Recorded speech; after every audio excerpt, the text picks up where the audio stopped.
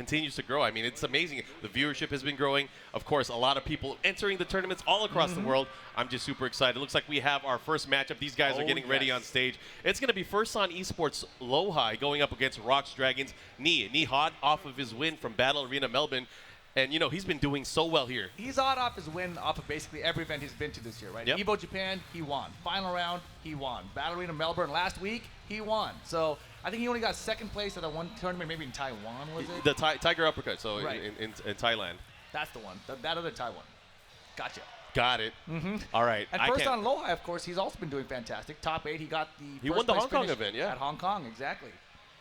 And out there, he was using martial law in the grand finals. Oh, the best character in the game, right? Top 3 at least, according to Jimmy J. Tran, whoever that is.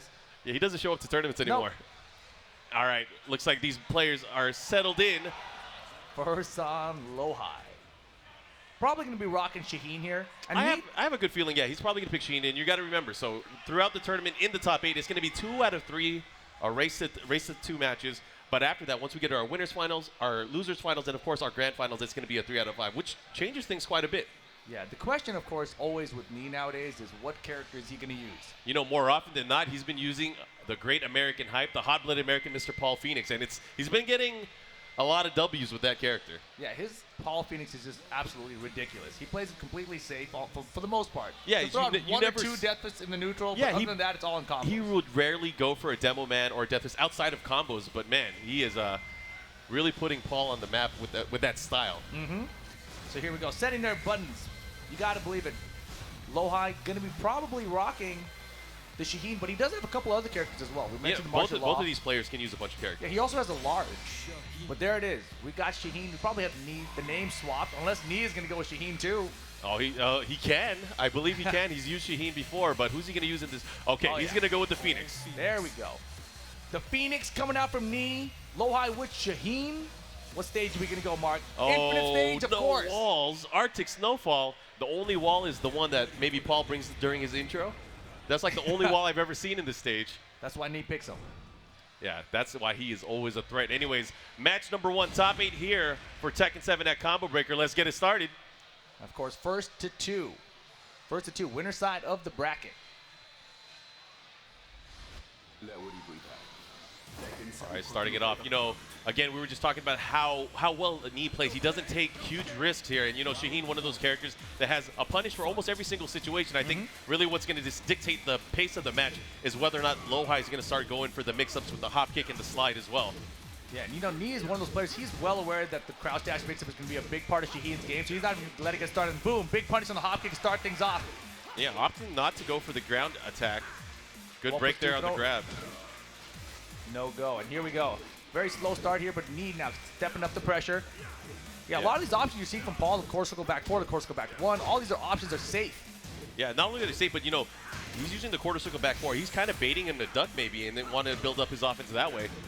And look at that, you know, Nee's just ability to move laterally, the sidestep, the sidewalk game, it pays off. And, you know, it really kind of shuts down a lot of what Shaheen can do as well. And right now, Rage available for LowHigh. You can make a Rage Drive comeback or Rage Drive ducks the high. Out of here, round 1 to Nee. Yeah, Nee was definitely ready for that, knowing that the second hit is high. Yeah, that is Shaheen's Rage Drive. It's kind of hit confirmable, but you see it get ducked all day. Yeah, I'm surprised he didn't try to hit confirm it there. Anyways, here we go. Gets the follow-up here. Goes for the slidey.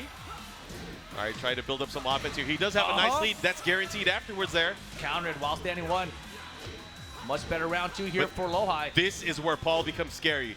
He has access to the Rage Drive and the Rage Art, and of course, extra damage. Yeah, he could totally win just 1 or 2 hits right now. Yeah, I hope he doesn't hit me with it. Oh, God, 1 hit now. He could totally win this comeback. Oh, he got denied. He tried it. Yeah, he got counter hit right through that, the low kick, able to beat it out. Of course, Rage Drive not having any armor properties like the Rage Art. They probably didn't even have enough life left to survive the Rage Art attempt, but here we go. Yeah, definitely not. Oh, now Knee's opting to go for the tracking moves. You guys see that little homing effect afterwards. That means that move does track side steps. He's been using it. Does have a slight life lead here.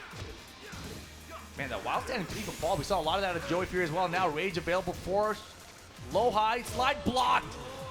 He's just so sharp right now. It's going to be really tough. I think LowHigh's going to have to start taking some risks here, and I hate to say that because, you know, Nee is playing in a way where he's not taking any risks. He's not gambling at all, but I feel like LowHigh needs to do that to be able to get on the scoreboard here. Yeah, right now he's trying to play a game further away from Paul. He doesn't really want to get in there. There's the homing attack again. Stop Knee from sidestepping.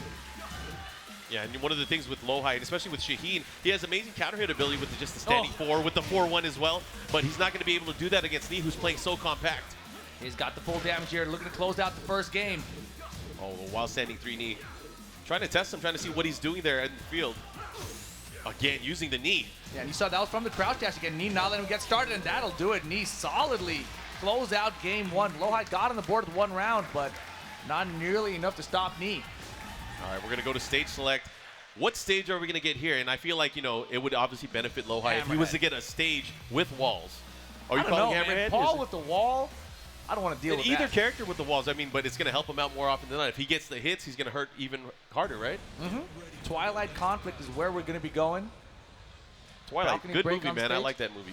Oh, yeah, the vampires, you all about them? Yep, all about Team it. Jacob, that's you, Mark? Actually, speaking of which, we might see a vampire later in the bracket. I know Chanel is waiting in the winner's side, and he's been using Eliza almost in the entire weekend.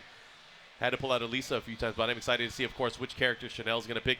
Between Chanel and Knee, the ROX boys, they use so many characters. It's just really nice to see in the top 8. You see some variety. All right, here we go. The Twilight Conflict. Game number 2, Knee in the lead. Yeah, it looks like he might be able to extend it. Again, this is only a race to 2 here. Winner semis action. And no one really has had an answer for Knee. No, especially his Paul. No one has had an answer at all since he really started debuting this character in tournament play. No one's been able to take him down. And even when he lost to Book before, he was using Kazuya in that grand final, right? There was no Phoenix for him. Oh, nice. Speaking of Phoenix, that Phoenix Smasher able to get some extra damage on the combo here. Now, LowHigh back to the wall here. This is where the wall's coming to play, and Paul gets a bit scarier. Yeah, but LowHigh using the home attack, gets caught with a down forward 2 right now. Knee with the pressure. That could be it. Oh, wait a second. The Iron Mountain miss. The wow. stuck. And he just threw it out there. Maybe down he back was 2-1. so probably confident that it was going to hit, but Knee was obviously ready for it, able to duck it and take that round. Yeah, missed opportunity there for LowHigh. But now chopping away. I like what I'm seeing here from LowHigh, starting to make some adjustments using the jab, but Knee obviously ready for it, using that quick homing move to counter attack with the back 1-2. Yeah, you mentioned he's got to take more risks here, and you saw that hop kick again. But every time he's tried the hop kick, Knee's blocked it and got the full punish, got the knockdown off it. Again, there it is again. You know, Knee's been known to not, duck. He doesn't want to risk getting launched, so he'll take the lows probably, but I feel like Shaheen's going to have to mask it. The slide isn't the fastest move in the game. Oh, without that, Whoa. There we go. Connects the rage drive this time. That should be the round, and there it is. LowHigh tying it up again, 1 round apiece. Yeah, he's on the scoreboard. Let's see if he's able to extend that and probably get a lead in this matchup, but we'll see. It's really tough against the Phoenix. Oh, look at this approach here, but Man, just look at the way Knee's sidestepping out of the way of everything.